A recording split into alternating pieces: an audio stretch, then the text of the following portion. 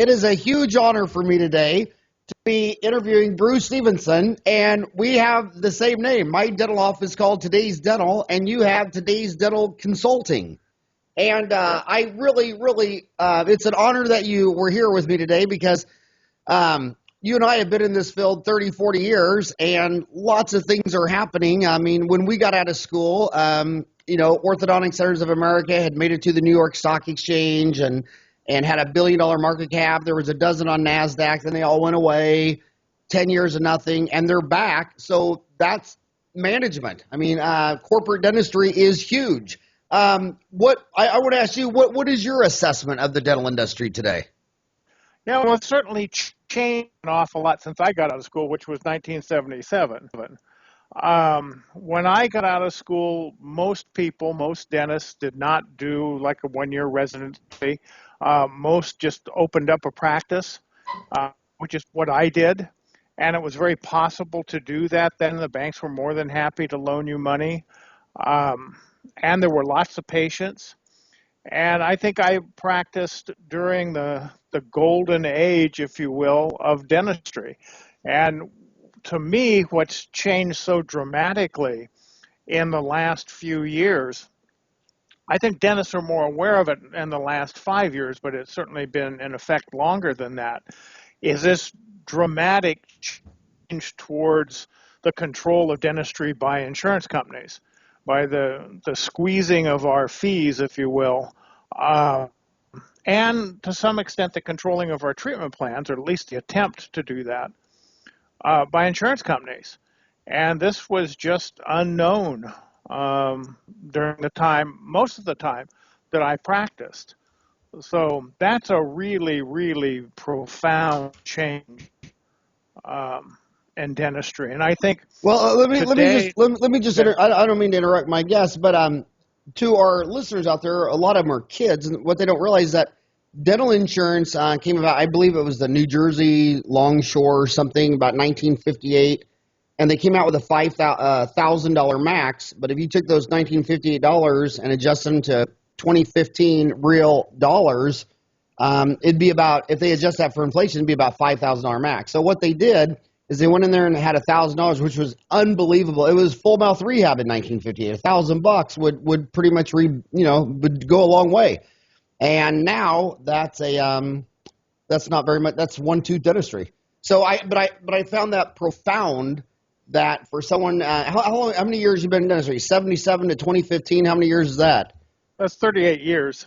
In 38 years, when I when I opened up with the big boogeyman corporate dentistry from Orthodontic Centers of America to today's Heartland and Stephen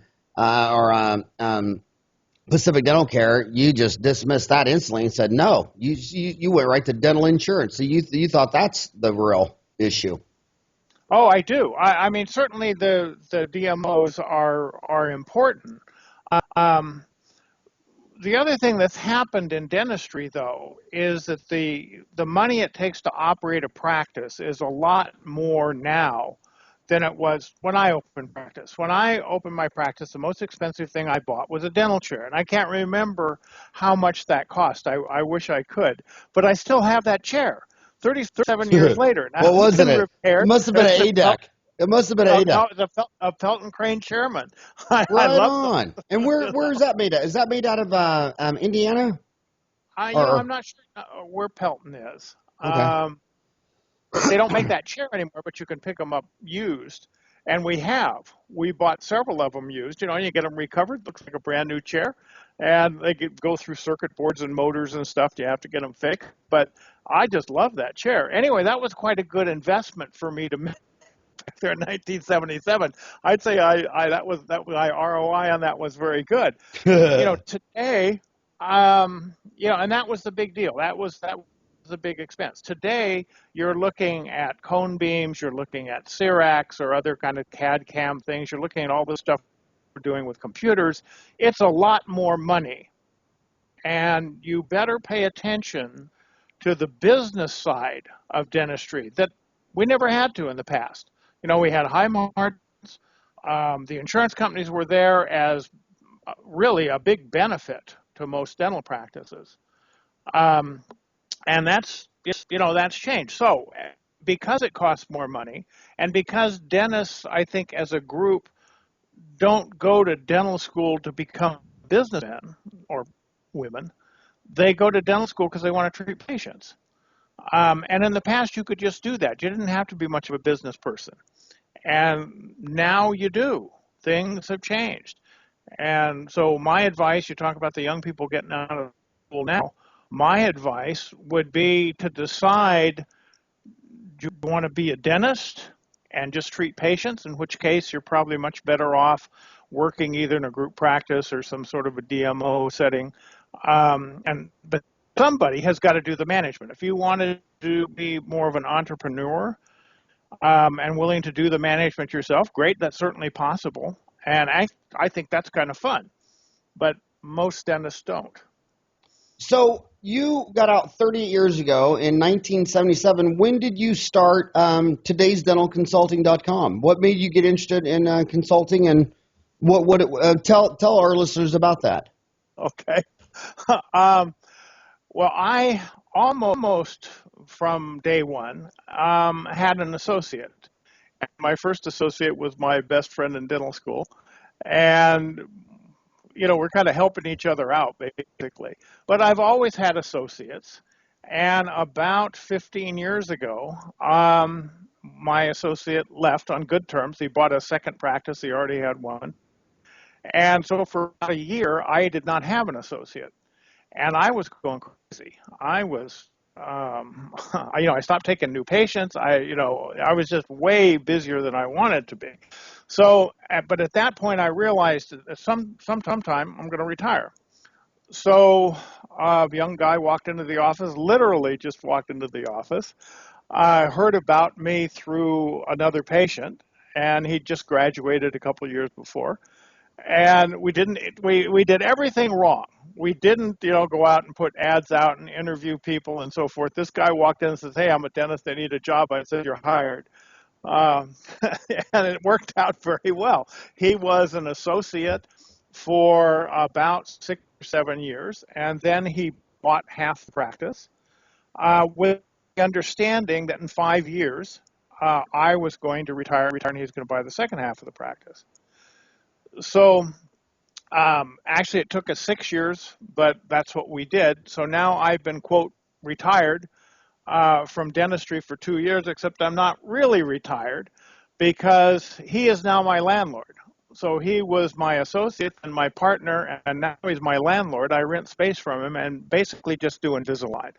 So I kept 2 people with me in my practice, chair side, and my office manager. Now, that's a long story about where I've been in dentistry, but I got involved in computers way back in 1985 and lecturing about computers in dentistry.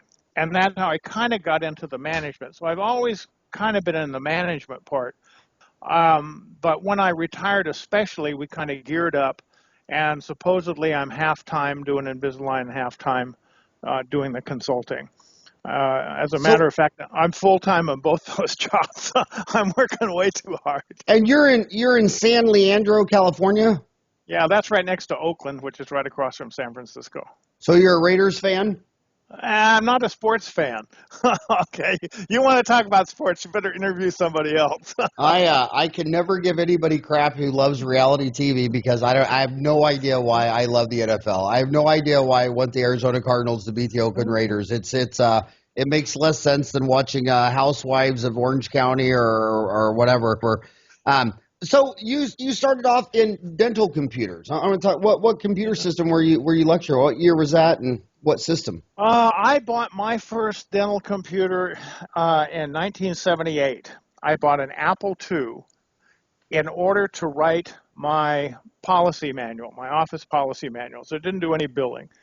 And we went from there, and I don't remember the name of the system, but it was basically a terminal. And back in those days, Delta Dental was California Dental Service, and this was part of what they did. They would do the processing for you and had little paper cards that you put in a slot and so forth. And then went from there to DOS-based computers and just gone through a series of software and computers over time. And in 1993, I decided, gee, we really ought to just put all our records in the computer, be paperless. And not you went paperless in '93. Yes. Not because I thought this was going to make a big difference to the practice. It just was sort of a lark. And as a matter of fact, that made a very profound change in the operation of the practice. I didn't have all this foresight. I'm going to see all these things coming, but it worked out extremely well. So what system did you go paperless with in 1993? Initially with Dentrix. And what are you on today? Open Dental.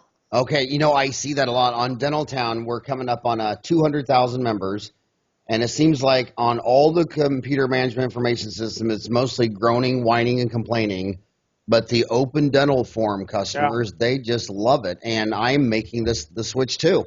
But I want to ask you, I can't ask you this too much because if someone's listened to all 85 of my podcasts so far, they don't want to hear this story again. But it just blows my mind. There's no accounting in any of these software packages. You go into any dental office in the morning and say, hey, what's our break-even point today? What do we got to do to pay all the bills? I mean, this office has been open about 16 days a month steady for the last 20 years. You got the same 5 people in here for the last 20 years. You have consistent overhead. What do we have to do to break even? And every single person looks at you like a deer staring in a headlight, has no idea. And I mean, could you imagine watching the Cardinals play the Oakland Raiders and there was no scoreboard and all the fans left and just said, well, who won? Oh, good game, good game. It was a good game. We had a good – I mean, why do you think that they can't do the obvious? I mean, just the absolute bare minimum stupid obvious of sitting there and having the number one expense staff all clock in and clock out on the system, so that you know what your labor costs are per hour per room. I mean, how many people do you know that are paying their hygienists $40 an hour and they're billing out $90 an hour? And since the billing's not paid, they don't even realize they lose $15, $18 every time their hygienist sees a patient. And then the dentist looks at me and says, I'm thinking about going from 1 hygienist to 2. And you're like, why don't we sit down and figure out how many hygienists you will have to go bankrupt? Okay? Well, let's say, and you write it all out for him. You say, it looks like as soon as you can get to 6 full-time hygienists, you will be bankrupt and unemployed, and you can go get a job at Peter Piper Pizza. I mean, why do you think management information system has accounting at Long John Silver's and Kentucky Fried Chicken and not dentistry? Dentists are not interested in business. Again, what I said before, that's not why most dentists went to dental school. Now, I think it's kind of fun. I'm interested in that, but most dentists are not. And in the past, you could get away with that. Again, we had really high margins. There were lots of patients. The insurance didn't control our fees. So, things were really So let me ask you a profound question. How many kids did you have? None. Oh, see my dog back there? Your dog, you picked a free for it. Well, I guess the point I'm going to ask is, now that I'm 52, and you're 10 years older than me, basically, do you think humans at 25, if they don't have an interest in business, that they're just hardwired programmed that way? Or do you think guys like us can make a kid at 25 get interested in something they've never been interested in? I mean, do you think it's a personality trait they're born with? Or it probably is a little bit, but I think that also is definitely a learned skill and a learned interest. And, when you get hungry enough, maybe you'll pay more attention to business. When you hire your 6th hygienist and finally realize that you're going out of business, maybe you'll do something. And, the information is out there. And unfortunately, it's not just one thing that you can do. You have to do a whole bunch of things. One of our graphics we use are pieces of the puzzle that have to fit together. It's not just one big piece. I'm just going to go and do this direct mail piece. It's going to solve all my problems. It doesn't work like that. There's a whole bunch of things that you have to put together to run, a successful dental practice. Well, take it away. Tell them what those things are. Well, I think so. Right now, you got 5,000 dentists listening to you. Most of them are on their commute to work. They're driving into work. Take them through a spin of what they need to do to get their office to the next level. Okay, I would say, number one, pay attention to your metrics. I have talked to, you just were discussing that. I have talked to dentists who don't know what their accounts receivable are, and they don't want to know what their accounts receivable are. They're afraid of that, and well, the staff takes care of that. You can't have that attitude. I mean, there's several metrics you need to look at, and that's one of them that's very important. And okay, I mean, there's the standard things. Pay attention to your accounts receivable, production, collections. Okay, on account receivable, what do you like to see on Less account than receivable? 1 month's production, about 2/3 of 1 month's production. You get it down to half of 1 month's production. That's good. And when you see account receivables go over 30, 60, 90 days, what do you think the issue at hand is? Well, what's broken? The billing systems, obviously. Okay, a lot of dentists have a lot of money sitting out in insurance claims where there's no follow-through. We see that all the time. And the dentist is unaware of this. That's the sad part. And that, you say, what should the dentist do differently? They should tune in on this. One of my pet peeves is that the dentists don't understand the software, whether it's Dentrix or SoftDent or Open Dental or whatever it is. The dentists don't understand how to use it. They're very dependent on their front desk staff. And I don't think you can do that. I think it should be the dentist showing the front desk staff how to use the software and setting the policies. Even though you're not going to bill the insurance yourself, you need to know how it's done, and you need to know what the most efficient way to do it is. So that's the first thing. Pay attention to the metrics. Second thing I would do, and I think this is... What other metrics? What other metrics? Account receivable? Accounts receivable, collection, production, looking at the production as a percentage of your your collection as a percentage of your gross production, not your adjusted production, okay? Because you're paying overhead on that gross production. So I can make your percentage of collections look really good. I'll just write off everything, and so now my net production is real low. Now, people do that all the time. Okay, and you can't do that. Okay, sorry, buddy, I got to interrupt you. There's a lot of kids out there listening that don't know the difference between gross production and adjusted production. Okay, so your gross production is what you actually put on the book. Patient came in today, and you did treatment for $100, but they have a PPO that is only going to pay you or allow you to bill $80. Let's say. Okay, so your gross production is going to be $100. Your net production, after you adjust off that $200 or that, $20, is going to be $80. All right, I'm saying look at your collections compared to the $100, not compared to the $80. Okay, you also, besides writing off, I'm just picking that as PPO kind of write-off, but you also have write-offs where people don't pay you, where you didn't collect the money, lots of problems there. So the other one, let me address another metric that we really like and find very useful because it looks forward instead of backwards. All these other things, the AR and production collections and so forth, are looking at what you already did. It's too late to change those things. But if you look at the scheduled production for the next 7 days, so Monday morning, we look at the next 7 days. All right, and we refer to that as the Hawthorne number. That's kind of the little tag that we gave it because the Hawthorne effect says, in industrial psychology, says that if you measure something, it tends to get better. So you look at this number, whatever it is, let's say it's $10,000 for this upcoming week, and you share that number with the staff and say, okay, we've got $10,000 this week. Last week, we only had 8. And the following week, a week from now, we look and we got 12. So we know we're going in the right direction. So everybody have to share the information because this is how you're measuring it to try and improve that number. And as a matter of fact, it works.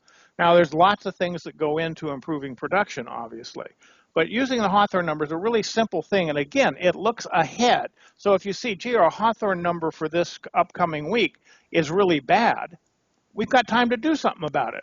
If you look at how much you produced last week, maybe it was real bad, but there's nothing you can do about that now. Okay, so that's one of the metrics that we particularly like. Okay. All right, so you asked me what else should a dentist do? Okay, drive into work, say, well, how am I going to change my practice? Going to look at your metrics, pay attention to that. I think a really easy thing to do, a really effective thing to do is improve your customer service. I can't say enough about having awesome customer service. And the nice thing about it is it's free. We have something that we call the Happy Cat Dance. Um, and that is, and this is something you train staff to do and you can measure it, okay?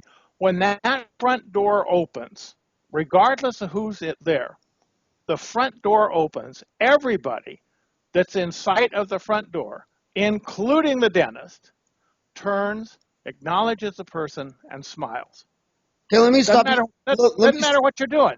Everybody does a Happy Cat Dance. Let me stop you right there because, when you go to a doctor's office, I mean, seriously, the majority of the time, about half, there's a window there, and you go and you sign in a sheet, and maybe she'll open it up and hand you a clipboard.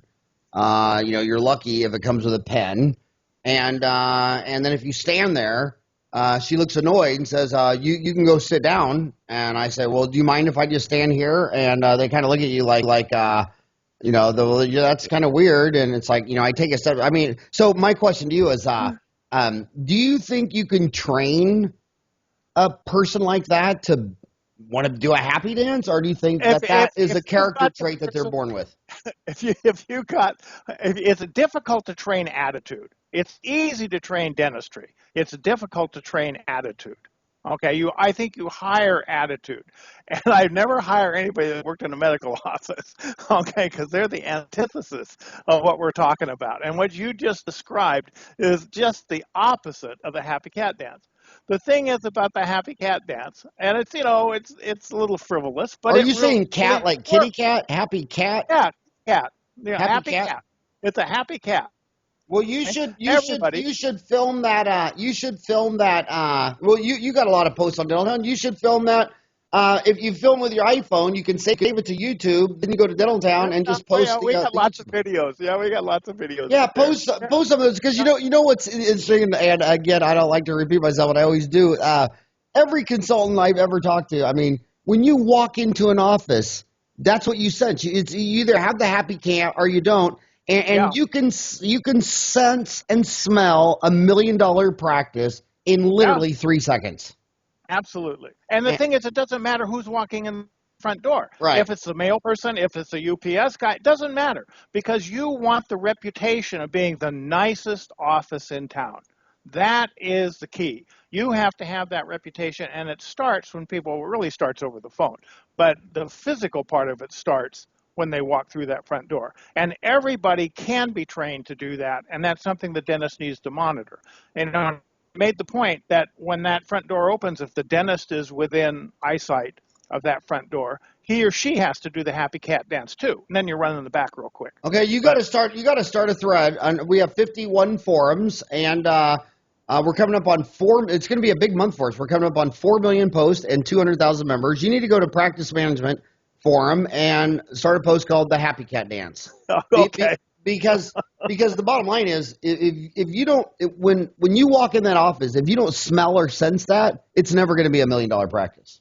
Yeah. It's just not going to be. I want to go back to your metrics though, because the thing, I seriously don't really have a lot of faith in changing the minds of 40, 50, 60-year-old dentists. But what inspires me is the kids, that come out of school. The older people, they won't change about transparency with their numbers. They just don't want to share. And I almost think it's because they think the staff's going to figure out how much they made, which is crazy because you know how much every player in professional sports makes. You know how much all the people make. No one's stopping your staff and going to dental school. If they find out how much money you make, want to go to dental school, knock yourself out. There's 56 schools. But what would you say to these younger kids who it must be hardwired in a social pack animal, monkey, cat, dog, human, to not be transparent in your numbers. In culture, if you're at a party and someone said, "Oh, I'm a lawyer," and you said, "Well, how much do you make? How much do you gross and make?" Everybody look at you like, "God, what a freak." And I think that culture carries over to the dental office because I can't find a dental staff that knows their numbers, the metrics, the overhead. In my office, they're all posted and plastered all over everything. The break room, we go over them in the morning huddle. We tell them what the break-even point is for the day. Hey, if we do this, we'll just break even. We want to do that. But so what would you coach to these young kids who I believe are hardwired social pack animals to not be transparent with their metrics? I think Numbers? you just do it, and it becomes second nature. I've always shared that information. I'm not that concerned about it. I mean, your staff really is your kind of intimate little professional family there, and they need to know what's happening in the practice. So again, practice is sort of a And they also bring it home to their spouse, which when you look at divorce, they say on a rule of thumb, 1/3 finance, 1/3 substance abuse, 1/3 sexual infidelity, and the stay home spouse thinks they're married to a rich dentist, and they don't share all the numbers and turmoils and all that, and the fastest way to get rid of and they're all freaked out because their spouse is home spending too much money. It's like, well, dude, that person doesn't even know what you're up against. They don't even know you're paying. Why don't you pay bills together? If 1/3 of divorces are caused by finance, why don't you do this together? But something about their ego, they just want to come home and just be like a rich doctor, and they don't want to show. I think they better get over that. Yeah, I think that's very self-defeating. absolutely. Yeah, absolutely. Yeah.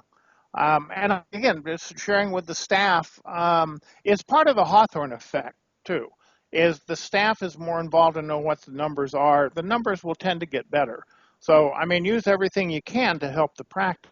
So what I'm hearing on the Hawthorne effect is that I should get my little fat butt to Home Depot and buy a scale and weigh myself every morning. Is that? That's I've what already, everybody says. I've But already, you're talking to the I've, wrong guy about losing weight. I just this is the best podcast I've ever done. I've just learned that I should get a Hawthorne effect scale and weigh my. Should I set it right in front of the refrigerator before? Yeah, So yeah. before I open it, I have to see how much I weigh. So you talked about numbers, accounts receivable. You talked about the happy the happy cat dance, and I can't wait to see that thread. When can you post that? Uh, Next couple of days. Okay, good, because that'll be up before I get this up. After the happy cat, after the attitude, what would you what should this Okay, dentist be I focusing mean, on? looking at things from the patient's point of view. Okay, and that's part of what the Happy Cat Dance does. Okay, you got him in the door, you're nice, you're smiling, and so forth. And it doesn't matter, by the way, if you're on the phone with another patient or talking to another patient, you can still turn and acknowledge the person that came in, and smile, and then turn back to what you're doing. They concede that you're busy. Okay, another thing that we see that practices. They wonder why the patient didn't show up for the first exam appointment. They scheduled it and then they don't show up. Why did that happen? Well, part of it was the way they were handled on the telephone. Part of it perhaps was a welcome letter that they sent or didn't send. And we have examples of what we call the unwelcome letter. Okay, I mean, some of these things that dentists send out, when they do send a welcome letter, it's just absolutely atrocious. And they ought to be sure that they include, the cancer warning that we have to post. I don't know if you have to do that in Arizona. We have to do that in California. So, everything we use in the office causes cancer here, and you'll be lucky to get out alive. And not to mention all the radiation stuff. Put that in your welcome letter, too. Let's see what we can do to chase the patient away. All your payment policies and all that stuff. If you don't sign this, we're going to turn you over to collection before even. Holy smokes. I mean, people should take a look at this. Number one, they do need to send a welcome letter, but it ought to be welcoming and not. Now, when you post your happy cat video, when on that thread, can you also post your welcome letter? Sure. They're all posted on our website already. And you're talking about the website todaysdentalconsulting.com? Yes. No spaces, no apostrophes. Yeah, but for your marketing, on your post, all that todaysdentalconsulting.com is all in your signature area. So if you start a thread, if you added something to it every day, it'd be on today's active topics. Because there's 4 million posts, most people are reading what's on today's active topics. So if you added one thing every day for 30 days, everybody would see your site. So do you recommend that welcome letter be on like my dental office website is todaysdental.com? Do you think you see on a lot of dental websites where you can download your new patient forms? Is your welcome letter a download on your? You can. It actually what it has. Okay, let me back up a little bit. Welcome letters should not be mailed. Welcome letters should be emailed. Okay, because you want to get the patient in as soon as possible. They can come in right after lunch today. This is a new patient we're talking about. That's great. Okay, so you Great don't have point. time to send them all the forms. All right, so welcome letters should be emailed. Now, the way we do it is we have, with Open Dental, you can have these little templates already set up with different letters in there, and one of them is a welcome letter. But that doesn't have things like the patient's appointment. We'll see you on Thursday at 2 o'clock, sort of thing. We want that to be in the body of the welcome letter. So we create that as a letter, save it as a PDF, and send it as an attachment to the welcome email. All right. That also has a link to our practice website portal so that if they want to, they can download forms there and fill them out online and then be sucked in automatically into Open Dental. If they don't want to do that, when I retired, I had a whole lot of geriatric patients in my practice, and asking them to fill out something online before they come in, I mean, that they don't want to do that. Okay, they're more comfortable with paper. Great, I don't care, do it on paper. You have to accommodate, what works best for the patient instead of constantly thinking about, gee, I want to do this. Me as the dentist, as the doctor, I want to do it this way. So I think a welcome letter is a very powerful PR thing to send out. Part of your awesome customer service. Second thing that people do not do is send thank you notes, thank you letters. Now, that's something that can be mailed. There's no reason to email it. And it kind of looks nicer if you do it on nice stationery and mail it out. So those I would mail, not email.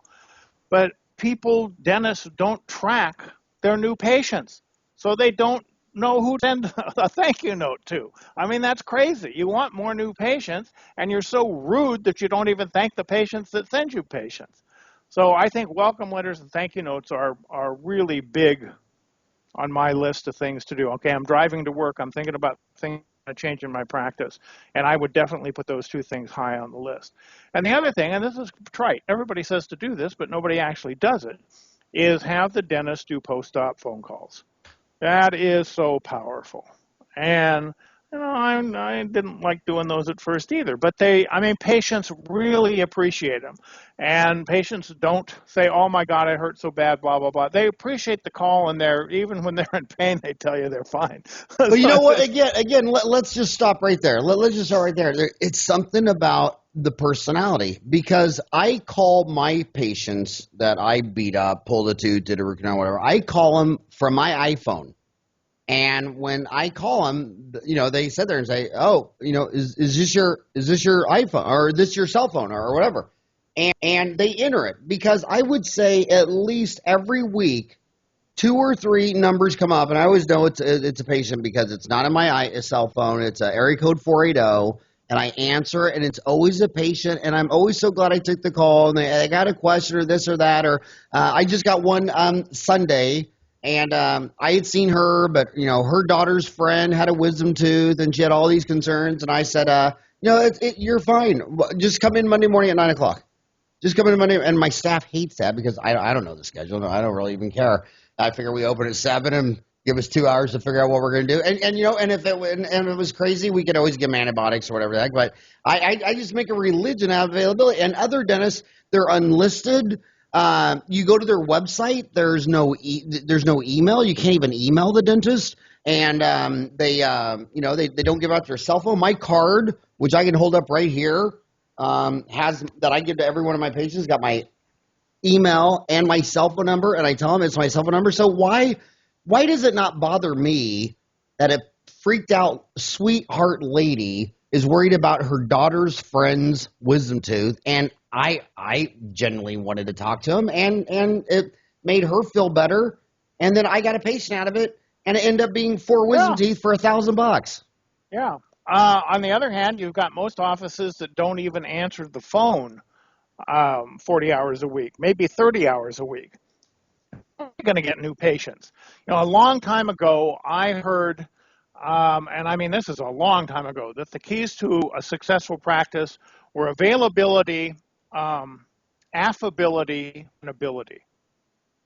Availability, which you just talked about. Yeah. Affability, being a nice guy. What's affability? Somebody affable means they're pleasant. Okay. Okay. Oh, I didn't use that word. I don't Affability. think anyone's ever called me affable. I would call you affable. Okay. And the last one is ability. Okay. Those are the three keys to success. And in a nutshell, that's what I believe. That's a good one. So you were talking He about was the being same patient. author. You're talking about being patient focused. What define patient focused? Because when I ask a dentist, I say, oh, are you patient focused Oh or yeah, we are are. you Oh yeah, dentist yeah, focused? yeah, And yeah. No, they all think. 100% they are. And I Yeah, say, yeah. okay, well, the Federal Reserve, which has like 3,000 economists, they did this huge study that said something like 1/3 of American workers cannot go to the doctor Monday through Friday, 8 to 5. Are your hours open outside of 8 to 5 Monday through Friday? And they go, well, I'm 8 to 4 Monday through Thursday. I'm just like, okay, Yeah. let's just stop right there. I mean, your own Federal Reserve with 3,000 economists, and if you've ever met an economist, these are people that don't have enough personality to become an accountant, and they're just looking at the data. So define what this dentist is driving this car, and she's sitting there in her Honda Accord, and she's like, I'm totally patient focused. Give her the criteria what patient focus would be. Oh, let's see. I have to think about that one for a minute. You know it when you see it. You You're just said that. talking about Supreme Court defining Yeah, pornography. pornography. Yeah, and it's true, and it's the same with patient focus, and it's the same with customer service. You know it when you see it, but there are some exercises like with customer service that you can do to improve things. I would say be human. I think that's a failing of an awful lot of dentists. It's interesting. We've seen an awful lot of dental offices, and we can go into any office and kind of fix the systems. Okay, we can work with the staff and fix the systems, but we find that in some offices the real problem is the dentist. And Absolutely. and you know what? I don't know how to fix that. I wish I But did. It's It's like it's it's why a lot of people ask me how come I don't have a chain of dental offices. I get that asked all the time, and I also get asked all the time why I'm not a consultant, why I just lectured, wrote books, tapes, whatever. And my answer to that has always been, well, I've never done anything I didn't want to do for money. I mean, I worked for my dad for 10 years, and I'd much rather go to work with my dad, who had a Sonic drive-in and a bunch of hot car hops and making cheeseburgers and onion rings, than stay home with my five sisters and play Barbie dolls. So, in fact, my dad I felt sorry for when I get older because when I was like 10, 11, 12, he said, no, not today. Why don't you stay home? I would cry. And he's like, all right. And I think he felt guilty because I was the only boy and had five sisters. So, I mean, I just absolutely loved the actual work. Oh, my God, I started thinking of my dad and I lost my train of thought. but I think a lot of dentists don't. But the reason I didn't do in-office consulting is because you would go there and you would talk to the dentist and you're just like, I don't know how you would do it. I seriously don't know how to do it. I would literally, every dentist I talked to just said, you're the entire problem. Look in the mirror. You deny everything I tell you, just argue with. I can lead a horse to water, I can make a drink. And the other reason, I never set up a chain of dental offices is because I always thought the unique selling proposition was the dentist-patient relationship. And I don't see enough scales of economy in marketing and buying supplies and getting a good deal on a lab or that's not the competitive advantage. The competitive advantage is when you have a rockin' hot dentist who cares and has charisma and can explain and talk, and you just can't stamp that out. So I never saw a unique selling. I've had one location my whole life, and my in-office consulting stuff. I just told the staff I think you should fire the dentist and hire an associate that will do what you say. Because that guy is a ball and chain. Yeah, and it's sad. I wish I knew some way. Maybe electroshock therapy might do it, but some way to change the dentist. Sometimes it's the office systems. A lot of times it is really, and you can help those things.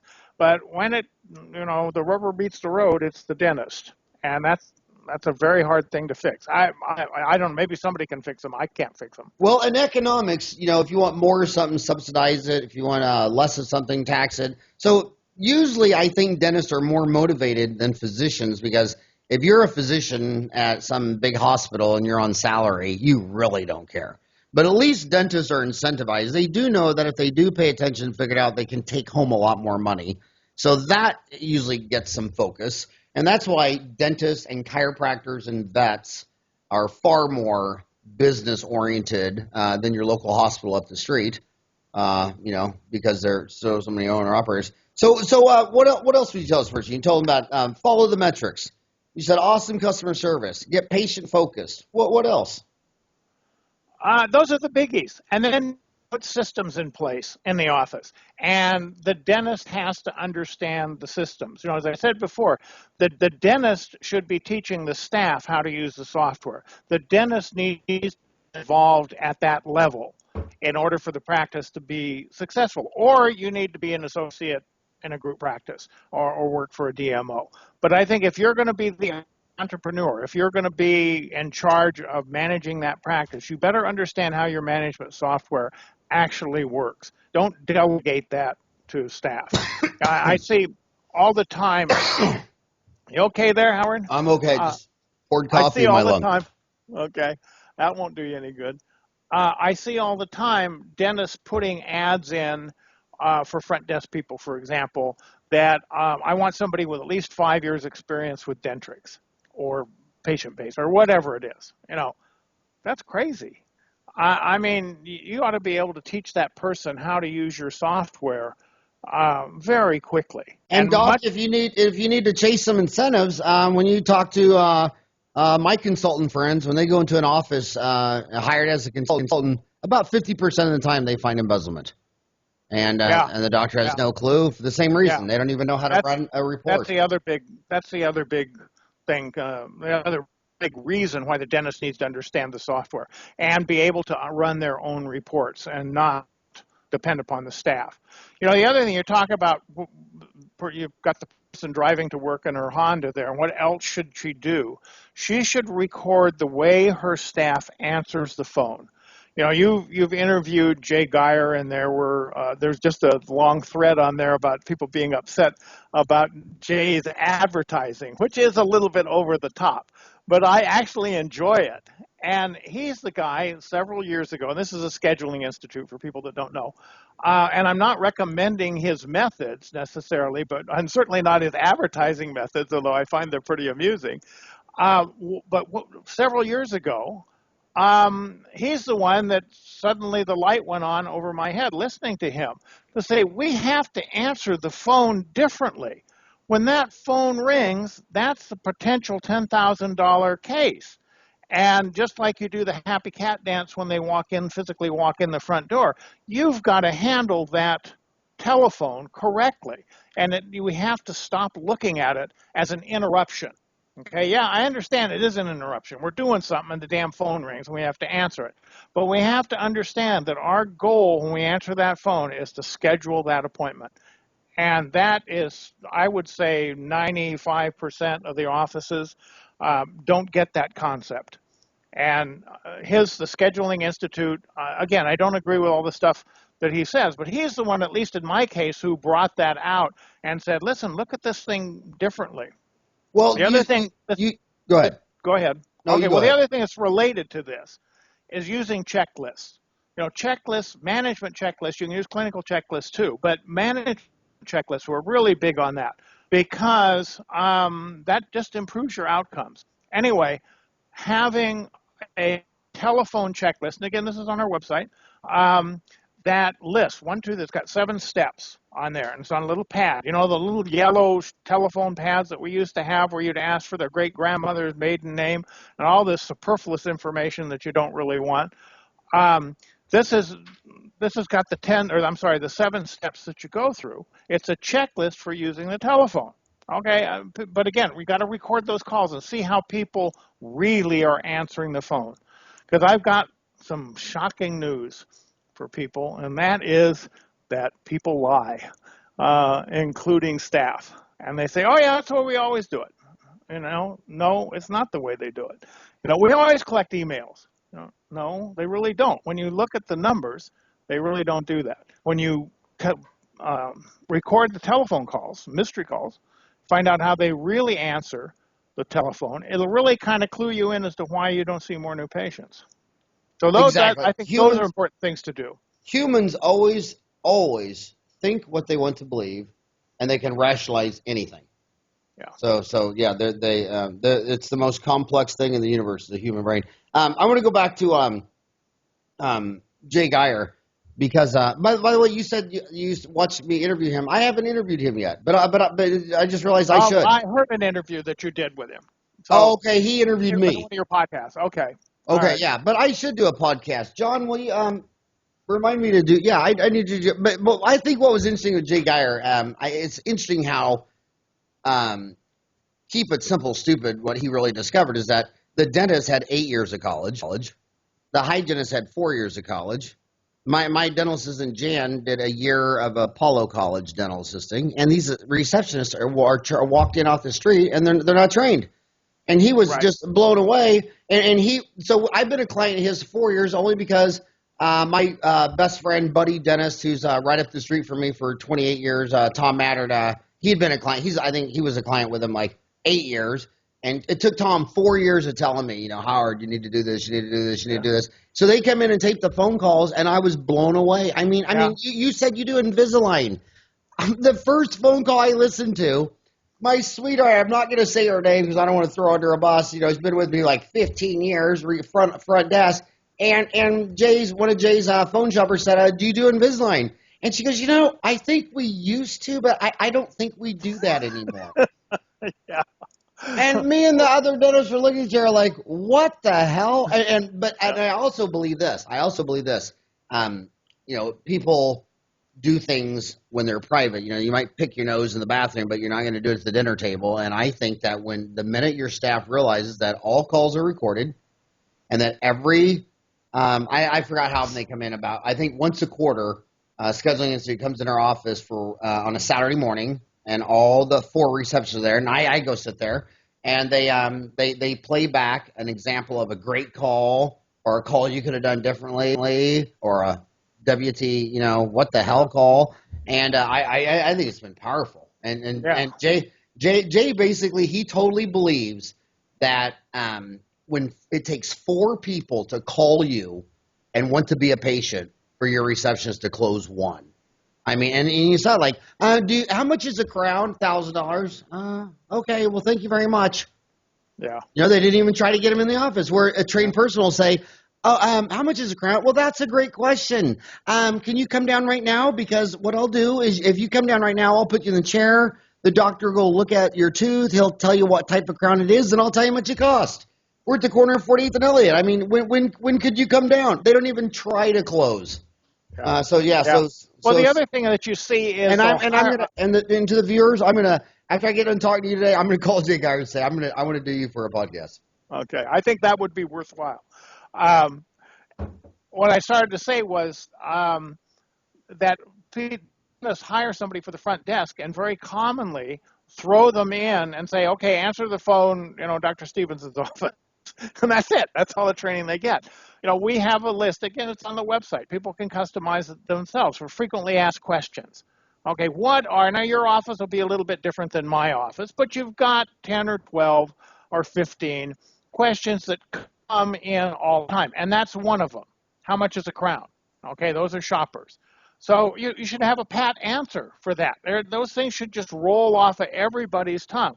And you can take a brand new person, give them the frequently asked questions, they sit down, memorize these things, practice a little bit, and they're going to be much more effective on the phone. And people don't do that. Nobody, if you put the office together as a group and say, okay, I'm new patient on the phone, how much is a crown? How do you answer?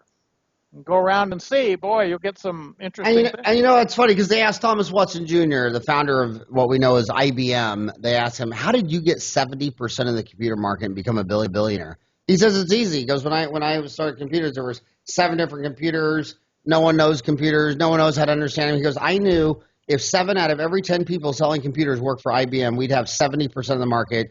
And what we did is when we hired a new salesperson, we put him through a 6-week training course, and everyone walked out with the same suit, the same briefcase, all the answers. We all played so that when they walked in to pitch a computer, they were trained. And this guy only focused on the sales part and got 70% of the computer market.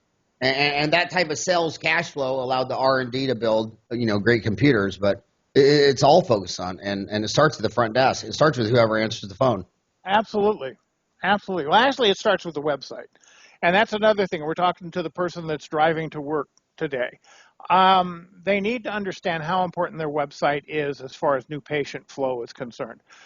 We like to see half the new patients coming in as a result of the internet and the other half coming from existing patients, but not spending any money in order to do that.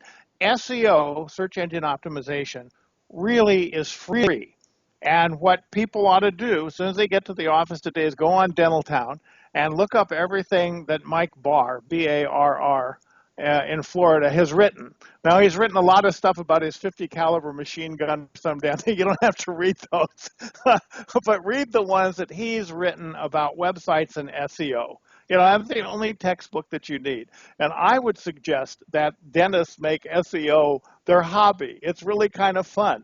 And make their website their hobby, too. You know, people spend an enormous amount of money to have these nice-looking websites, but it's like putting your office sign out in the alley behind your office. Nobody sees it. And you need to get it out there where it's visible. And that doesn't cost any money. You can do that yourself. So that's another one of my pet peeves. It's funny you said Mike Barr because I just interviewed him last week for a podcast, so he'll be coming out soon. And he is a great guy. And by the way, when you said about his views on the NRA and all that stuff, on Dentaltown, we take religion and politics off today's topic. But if you go to leisure, there's an area there under leisure, like art, you know, all these different things, movies, sports. But there's a private forum called politics. What does it say? Enter if not easily offended. And then other one's religion, enter if not easily offended. But we don't let those show up on today's active topics because it was during one presidential election campaign between here and 98. And every time I opened up Dentaltown, it was just like, you know, every other post was about the election. And I said, you know, I just want to go to a dental house and talk with friends about dentistry. But I know they have to vet politics. So it is there if you're that way. So I want to ask you a more focus. There's a dentist driving to work right now, and you've been crushing it for 38 years. You got a consulting, today'sdentalconsulting.com. How would this person driving the car know if Bruce Stephenson is a fit for him? What would you do for me? How much does it cost? How do I contact you? Would I email you? Would I call you? Do you have like a canned program? Like, is it like you come to my office one day a month for a year? Tell us what you do. Give us your elevator pitch. Okay, we typically do not go to offices. We do everything over the internet. One of the things that we do, like this with Skype, we use GoToMeeting, but same thing. One of the things that we do differently is to use GoToMyPC. So you install GoToMyPC on your computer. We come in, usually you don't have enough computers so we can have our own in your office. So we'll come in on weekends or off hours or whatever and download information. I want to see how you run your practice. And I can see that getting the reports that we need, looking at the metrics that we just looking at the way you're using your software. And that's kind of where we start. And so you'll call me up and say, okay, well, I'm interested. What do we need to do? And I say, all right, go to my PC on your computer. It's free for 30 days. We'll come in, we'll take a look, and then we'll get back to you. We'll spend probably 2 hours actually looking at your office metrics and trying to understand how your office operates, and then come back and have a 1-hour appointment with you, and that's all free. Okay, that's our lost leader. That's pretty damn cool that you would do all that. That you would spend 2 hours on any of my listeners' computer, spend 2 hours, and then talk to the dentist for free. Typically, it's an hour introductory meeting and another hour when we come and present what we see. Okay, so we probably got 4 hours into it. All right, and the reason that it works is because most people at that point sign up with us. Okay, so what do they sign up for? We charge a flat rate of $1,100 a month. That's what it is right now. It may go up in the near future, but right now that's what it is. What you get are 2 meetings over Skype or over GoToMyPC with your whole staff. But you also get a lot of what I call the iceberg under the water part, where we're coming into your computers, we're looking at what's going on in the office, we're doing one-on-one training or one-on-two training with staff or with the dentist, and that's in addition to the staff meetings, the 2 staff meetings a month. Okay, so it's $1,100 a month. That's an amazing value, but am I locked in for a year, or is this month to month? No contracts. No contract. No contracts. And let me tell you something. That speaks volume. That speaks volumes of you that you don't have to. Yeah, I mean, hey, why do I want to make an enemy out of you if you decide that I'm not helping you? Yeah, okay, fine. Hey, I don't want to do it. How do they contact you? How do they contact you? What do you prefer? Email, phone? They can go to the website. There's contact information on there. Today'sDental.com. Today'sDentalConsulting.com. Yeah. Or they can call Linda. She's 209-603-9944. That's her cell. And she's my partner in crime here in Today's Dental Consulting. So we do the staff meetings together. She's in Manteca and I'm in Oakland, so we're 60 miles apart.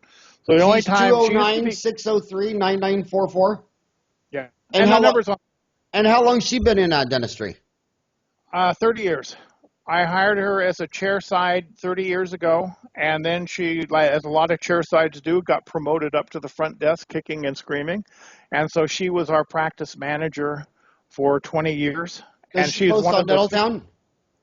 Not too much, but sometimes, yeah. Do you think she'd be a rockin' hot podcast? Sure. If she wants to do it, if she wants to come here, okay. because the thing about that I always wonder about a podcast, are they going to listen to 2 old dentists? Where if it's a 25-year-old dentist, maybe Linda will be a better. Maybe maybe Linda will connect with our listeners better than you, or maybe you'll get one market and she'll get another market. But if she wants to do it, I'm all for that because I think the economy is tough. I mean, as we're talking today. Greece is threatening to default. The European, the Wall Street, the markets are it's just not easy. I don't got you for much time. I'm down to like 4 minutes on it, so I want to ask you a couple more closing questions. You say you rent space and you just do Invisalign. What do you say to the dentists out there listening when you know what % of general dentists in America have never done one case of Invisalign? What would be your guess? Oh, I think I don't know the number, but I suspect it's quite high. How high would you guess? Oh, I would guess it's probably 90%. Exactly. But that's a guess. Yeah. Okay, but remember, and my question is why? 92.8% of all statistics are made up. So let's just agree to make up that 9 out of 10 dentists have never done. But yeah, I believe it's 90% too, and I don't have a hard number. So talk to that person. Talk to that person now. It's crazy. You've got so many patients in your practice that ask you, I mean, think about it. How often has the patient said, can you fix these crowded teeth? I don't like these crowded teeth. And what I used to say for 30 years was, yeah, we can send you to the orthodontist. You can have braces and make them nice and straight. No, I'm not interested in braces. Okay. Now you've got another tool, and everybody knows Invisalign. The advantage of Invisalign is name recognition, brand recognition. And Invisalign walks you through the cases. It's easy. I did a little talk for a dental study club that says why orthodontists should not be allowed to do Invisalign. I had a happy face at the end, and I had 7 orthodontists show up to jump on me. It was actually very congenial, but it was very tongue-in-cheek. And my point was that Invisalign uses the skill sets that general dentists already have. Bond a little composite on the tooth, do a little IPR, an approximal reduction. Easy things, that we already know how to do. And it's really staff-driven. The student that I took with me besides Linda, from the other practice, does all the work. I kind of sit around, don't do anything, just like a real orthodontist. So why wouldn't you do Invisalign? People are put off by the high Invisalign lab fee. but it's like gravity. You just deal with it. I'm sorry. Okay, That's I think if you can't do an Invisalign case, I think it's time to just turn in your dental license and go home. I mean, come on, you're not even trying. Don't come to me and whine about how hard it is and about the economy and hey, Obama and all this even us crap. old retired guys can do it. Okay, I know, it's so easy. That's why I'm doing it. and I I don't want to have to.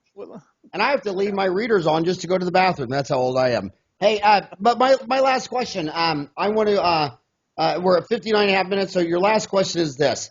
There's a dental school graduate that just graduated here last month in May, and they're going to walk into a dental office like that kid walked into your office a long time ago, and it turned out good. Where eventually, after a year, he worked for you as an associate for 5 years. Then you said, I guess, then he bought the practice, half the practice, and you worked for him for 5 years. No, and we were partners for 5 years. But anyway. Okay. Yeah. And so, what advice would you give that young kid? They just walked out of school and they're about to go take a job with an old guy like us. Talk to that kid for a minute.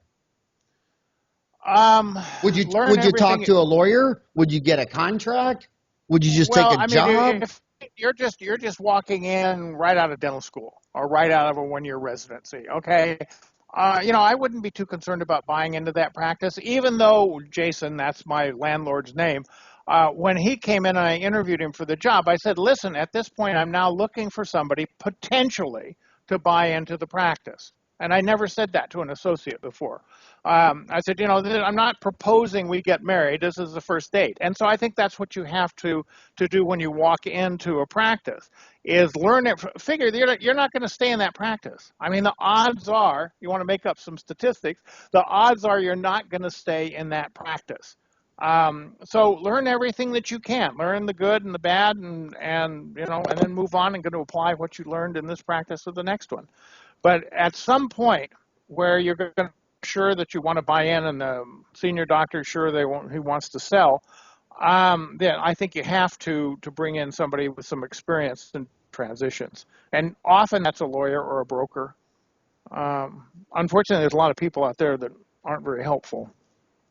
Okay, well, we are out of time, and I just want to say that I love the name of your company because my dental office is todaysdental.com. You're todaysdentalconsulting.com. And I personally think if you're driving to work and you're stressed, Einstein said the definition of insanity is do the same thing every day and expect different results. I mean, come on. If you're driving to work right now, you're on the treadmill, you're washing your car, and you're stressed, and here's Bruce who just said, I'll dial into your computer, look at your data for 2 hours, then call you, and it's free. And your worst case scenario is $1,100 a month. That's $1,000.